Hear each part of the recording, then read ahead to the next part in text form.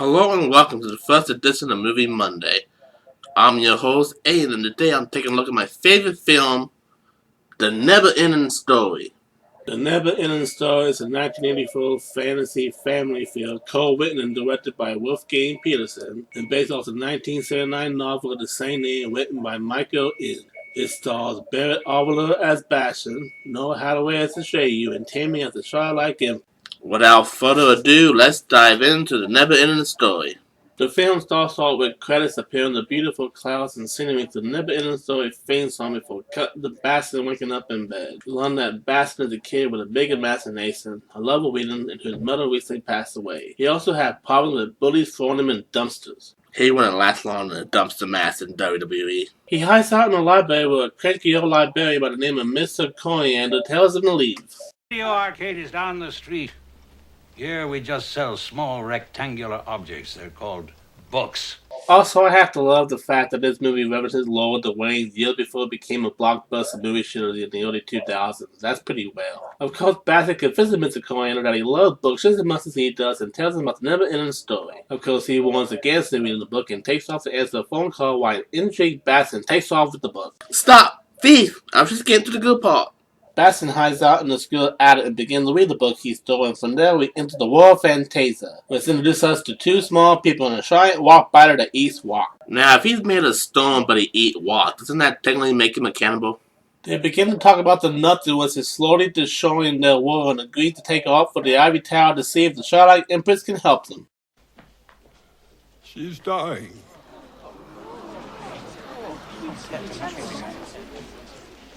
So she cannot save us. So much for that. What was plan B? However, it's announced that a warrior named Shayu can save them. However, they want Sally better than to be a little kid. I'm sorry, but this is not the time and place for children. I must ask you to leave. If you don't want me here, you shouldn't have sent for me. Is he in that case? It was not you we sent for. We wanted to betray you. I am Atreyu. Not Atreyu the child. Atreyu the warrior. I'm the only Atreyu of the Plains people. But I'll be happy to go back hunting the purple buffalo. I like how he just casually waves him off like, well, you don't need me. Bye. However, they quickly get over the fact that he's a young boy and sends him on a quest to find a cure for the Empress and stop the Nothing with no weapons. How does that work? How are you supposed to fight anything without a weapon? That being said, the Nothing in this is depicted as a thunderstorm, so it's technically something. We're later introduced to another dark character, the Wook Gamok, who was sent by the Nothing to kill Chayu. And I kid you not, I still know fully grown men who are still scared of this character. After that, we make it to our first point of interest, the Swamp of Sadness.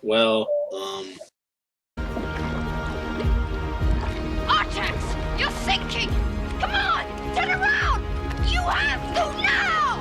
The host dies. I didn't even know you're depressed. I do have to hand it to Noah Hathaway for conveying the wider emotions in this scene. You really feel his love for his host and the tragedy of it passing away like it's the main character instead of just being a host. And it's the first really dark moment in the whole film. The show you finally meets up with Mora, the ancient one, who tells him the Southern Oracle may know how to save Fantasia, but it's 10,000 miles away. How big is Fantasia anyway?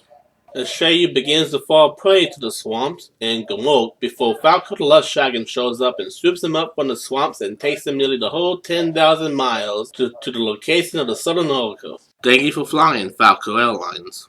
As Shayu then meets Urgu and Ingiwu, who helps him learn more about the Southern Oracle and the two gates he has to pass to make it there. The first gate being two golden statues with nipples, who shoots laser at you if you don't believe in yourself. Then the second gate is a mirror that shows you your true self with hints at Bastion being known in Fantasia. When he finally does reach the Southern Oracle, he learns that the Empress needs a new name, but only the Earthling Child can give him one. So he takes off to find that Earthling Child, only the one to the Nothing, loses his necklace, and is separated from Falco, where he later runs into Gamok, who tells him the truth about the old Fantasia, before Shayu reveals himself to Gamok, and the two battle for like 2 seconds. All that build-up and Gamok just goes out like a bitch. Shayu eventually reunites with Falco, who grabs his lost necklace and gives it back to him, but by that point the Nothing had taken most of Fantasia. But they find through wisdom that the Ivory Tower is still standing, leading up to my favorite part of the movie, the childlike Empress.